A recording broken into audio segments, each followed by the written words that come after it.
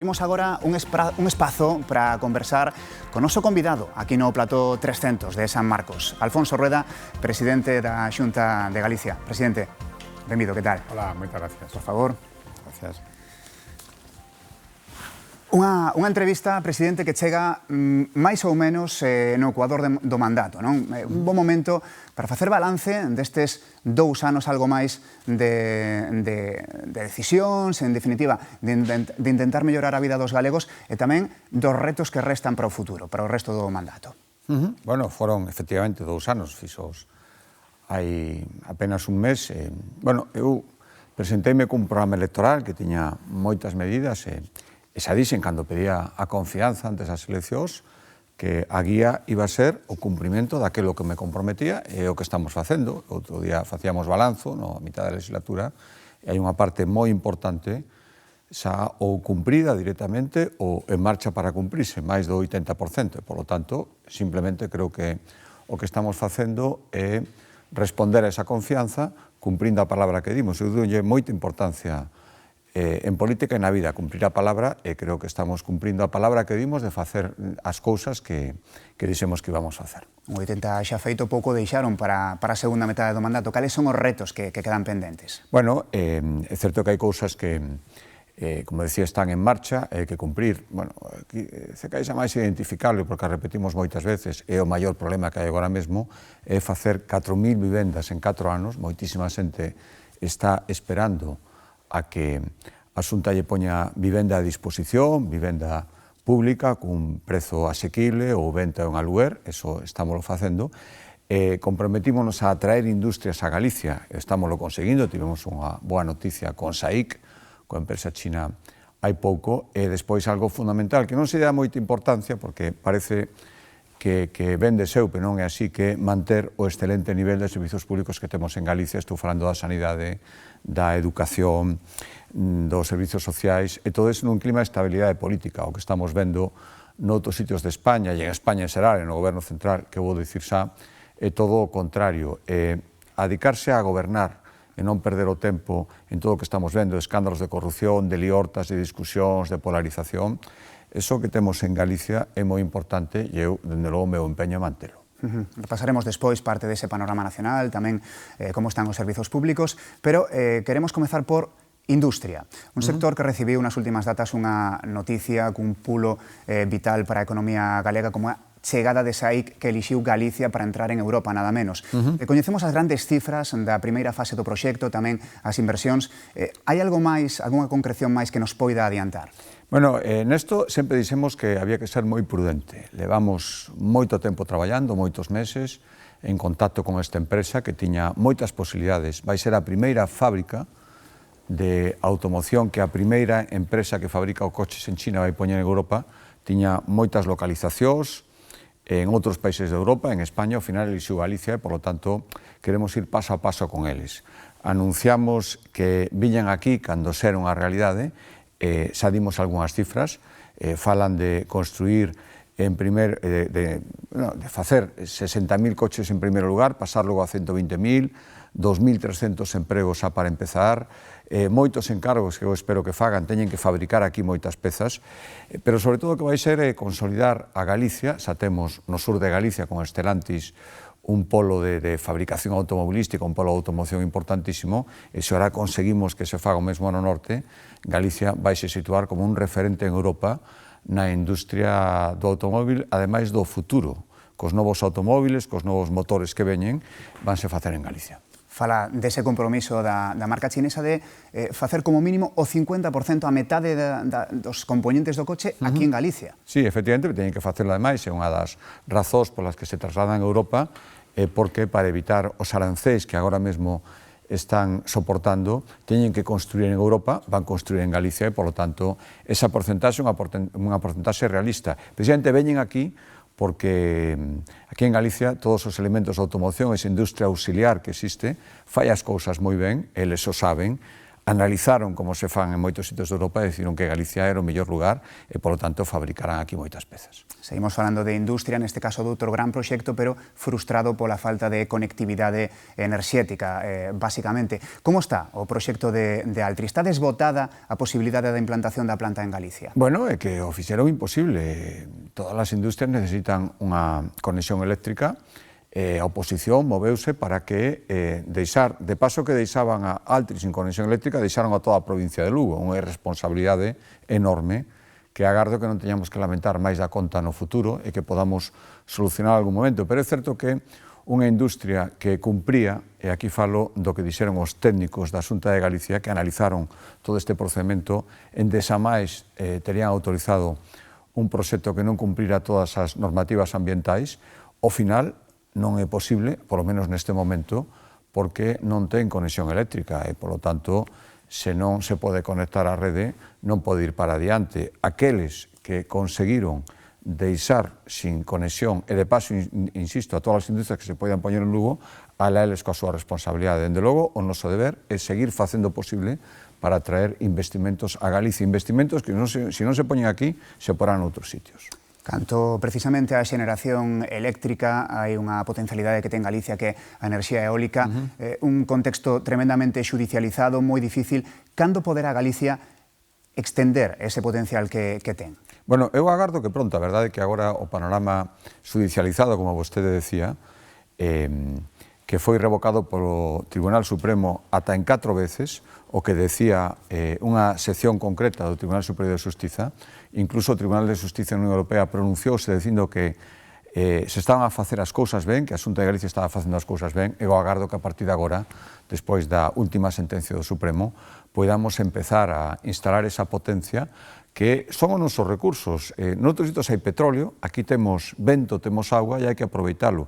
E non só por poñer aquí esas fontes de xeración, é que as industrias cada vez máis se instalan nos lugares onde teñen a produción de enerxía cerca e, polo tanto, o noso empeño de que exista aquí xeración eólica, xeración hidráulica, e porque as empresas que crean postos de traballo necesitan esa industria, se instalarán onde este, polo tanto, se instalarán en Galicia. Como está, nese sentido, a captación de fondos, de investimentos para esa necesaria enerxía eólica? Bueno, estamos facendo todo o posible, polo tanto, pero volvo a decir que isto, ao final, as empresas financianse se realmente ven oportunidades de xerar negocio, de xerar traballo aquí, e, polo tanto, non o que temos que facer é poñer as condicións. Lóxicamente, todas as axudas que hai agora tamén a nivel europeo para estas novas industrias, que son as industrias do futuro, as que utilizan enerxía renovable, todo iso hai que aproveitalo tamén. Estamos no bo camiño se nos deixan traballar. Ese negacionismo industrial que teñen algúns partidos da oposición aquí en Galicia, ese decir que aquí non se pode facer nada, negarse por sistema, montar unha plataforma cada vez que se quere poñer unha industria, iso non leva a ninguna parte, iso que leva a perder oportunidades que aproveitan outras comunidades autónomas, e creo que Galicia eso nin pode nin debe permitir. Vital é a industria para o desenvolvemento da comunidade e tamén as infraestructuras. Neste sentido, nas últimas datas coñecemos que Galicia se nega a recibir a titularidade da AP9 tal e como está plantexada polo Goberno Central. Cal é o punto de discordia? Bueno, moi sinxelo, a xente vai non entender. Nós queremos que recibir as transferencias nas mesmas condicións en que se están recibindo, por exemplo, Cataluña e o País Vasco, que últimamente están resultando moi favorecidas polo Goberno Central, probablemente porque necesita o seu apoio para medidas de goberno. Nos estamos pedindo que nos dean as transferencias financiadas. O que non pode ser é que unha transferencia que lle costa ao goberno X millóns de euros non la ten que pasar con eses cartos, non nos pode costar máis a nós. A transferencia da AP9, que levamos moito tempo pedindo, a que se nos propón agora, ten o risco de que Galicia teña que asumir esa transferencia pagando 4.000 millóns de euros que se aforraría o Estado. Eso non ten ningún sentido. Por lo tanto, queremos a transferencia, queremos xestionar a AP9, a autopista, pero queremos xestionala financiada. E, polo tanto, os cartos para poder financiala, os cartos para posibles indemnizacións, agora hai unha serie de plantexamentos xurídicos na Unión Europea que mellor dan lugar a alguna indemnización, eso ten que vir tamén. Non temos por que pagar algo que lle correspondería pagar o Estado. E simplemente estamos reclamando eso. Falando de competencias e despois de lograr transferir a xestión do litoral, Que outras competencias ten no punto de mira a Xunta de Galicia? Bueno, pois aquelas que realmente sexan útiles para mellorar a vida dos galegos, non xa obsesión por decir queremos transferencias como se fora un listado, o peso, eso non ten moito sentido. Queremos pedir aquelo que pensamos que se pode xestionar mellor onde Galicia. O litoral, o que vostede se refería, é un bo exemplo de que xestionar dende aquí o noso dominio público, acabamos de facer a senda do litoral, estamos asilizando as licencias de dominio público, bueno, pois o mesmo coas transferencias futuras. Pola aquí imos agora o que decía antes, a autopista, pero con financiamento, e tamén permitir que as persoas que veñen a traballar aquí e que veñen cunha posibilidade certa de traballo poidan obter o permiso de residencia inmediatamente. Eso agora mesmo depende do Estado e se están tardando meses, incluso anos, cando hai moitísimos empresarios que queren contratar esas persoas e moitísimas persoas que podrían traballar aquí e cubrir moitas vacantes que agora mesmo non se están cubrindo. A burocracia que agora mesmo supón a xestión estatal, nós queremos asumilo e facelo moito máis rápido e podemos facelo sin ningún problema. Que pode facer a Xunta, presidente, canto a mellora de conexións e rutas nos nosos aeroportos? Estamos asistindo a unha especie de poxa entre as compañías e a AENA polas taxas aeroportuarias. Que pode facer a Xunta para que os galegos teñamos conexións desde Galicia? Bueno, pode axudar. A xente ten que saber que os aeroportos é unha competencia estatal. Unha empresa que se chama AENA, que é de titularidade estatal, que é quen xestiona os aeroportos. Por lo tanto, non o que podemos facer é axudar. Temos 3 aeroportos, é unha realidade, hai que coordinalos e hai que conseguir que veñan vos aquí. Non sirve de nada pagarlle unha compañía cantidades, ás veces, moi importantes de cartos que se pagan con impostos dos galegos, cando xa temos visto que de repente esa compañía abandona todo, e por moito que se lle pague, se leva ben a outro sitio e xa está. Creo que é moito máis inteligente o que estamos facendo, de acordo con a AENA, de acordo con algunhas diputacións, espero que os concellos que teñen aeroportos tamén entren neste sistema, que é promocionar fora de Galicia a Galicia como destino turístico e que as compañías, vendo que teñen que poden encher os avións, veñan aquí. Ese estímulo funciona, é o que nos está propoñendo a AENA e o que imos facer. Dende logo, pagar e cartos unha compañía, acabamos de ver o exemplo de Ryanair. Moitos cartos, insisto, dos impostos dos galegos para que de repente teñan un mellor postor e nos deixen tirados, eso sirve de pouco. Falamos de outros asuntos tamén que preocupan os galegos, están aí as listas da garda na sanidade galega. É certo que os datos do Ministerio falan de que as listas da garda son menores en Galicia para as cirurxías, tamén a atención primaria ocorre mesmo, está Galicia por debaixo da media, pero as listas están aí, as agardas están aí, e máis cando se trata de sanidade, a persoa que lle toca esperar, evidentemente non lle gusta. Eu entendo perfectamente. Que pode facer a Xunta por reducir esas listas da garda da sanidade? Pois, seguir traballando, efectivamente, temos unhas listas da garda, tanto en intervencións cirúrxicas como en consultas de especialista, sensiblemente máis baixas que a media estatal. O que vostede decía, iso para a persoa directamente afectada é pouco consuelo ou ningún. Pero, bueno, hai que decirlo, porque ás veces se fala de que, bueno, aquí estamos millor que na media nacional. Hai que seguir traballando para a lista da garda cero, vai ser moi complicada, pero seguir baixando. Ímolo ter moi difícil agora, hai unha folga de médicos en toda España contra decisións do Ministerio, que está incidindo nas listas de espera en cada comunidade autónoma. Outro día falaba co Lendakari vasco e co presidente da Generalitat catalana nunha xuntanza que tivemos en Barcelona. Está pasando exactamente o mesmo, está pasando o mesmo en toda España. E o que lle pido ao Ministerio é que negocie canto antes cos médicos a nivel xeral, porque as consecuencias estamos pagando en cada comunidade autónoma e agora está medrando esa lista de espera. O que temos que facer é conseguir máis médicos. Para conseguir máis médicos necesitamos que o Ministerio se implique con unha serie de medidas que non podemos conseguir as comunidades autónomas. Non ten ningún sentido que estemos entre comunidades autónomas disputando os médicos, quitándonos uns a outros.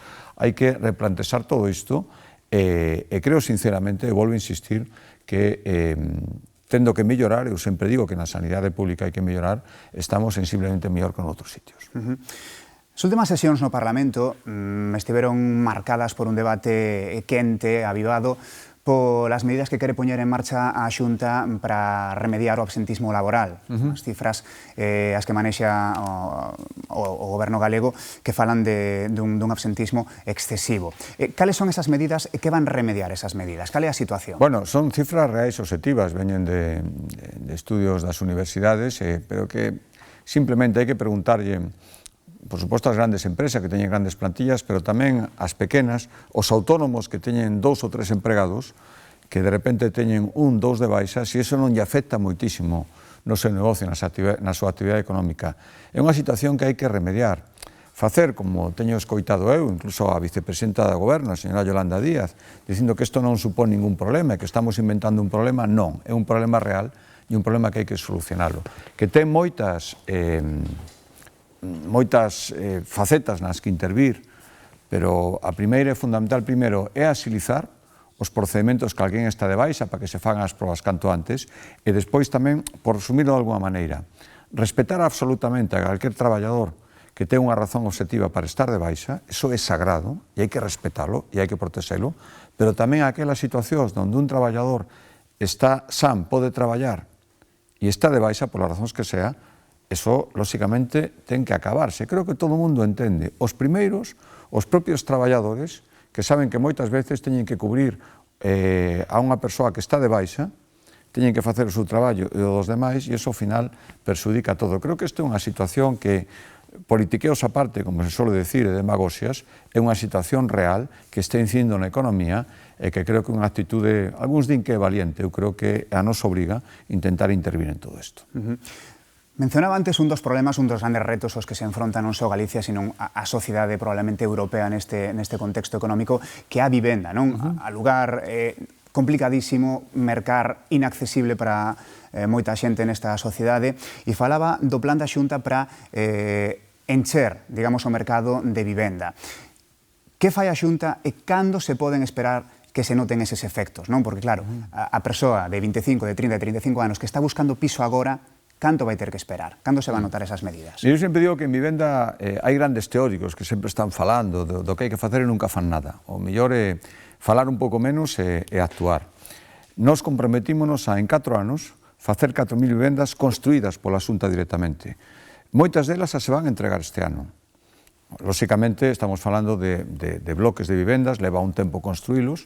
Empezamos, pois, hai 2 anos, as primeiras promocións xa se van a entregar este mesmo ano. Estamos falando de centos de vivendas, ata chegar a esas 4.000 nos 4 anos. Ese é o primeiro fundamental. Por lo tanto, hai moita xente que ten que saber que, cando acabe esta legislatura, vai ter miles de vivendas a súa disposición, construídas pola Xunta de Galicia, en venda ou en aluguer a precios asequibles. Porque os precios de mercado agora mesmo para moitísima xente, eu son perfectamente consciente, son inalcanzables.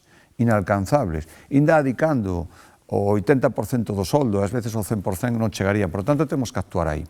Despois, temos que conseguir que os promotores privados tamén construan vivenda con a axuda da Xunta de Galicia. Estas non as faríamos nós directamente, pero que as fagan e despois as vendan ou as aluguen a un precio tamén asequible. Esa é a segunda parte.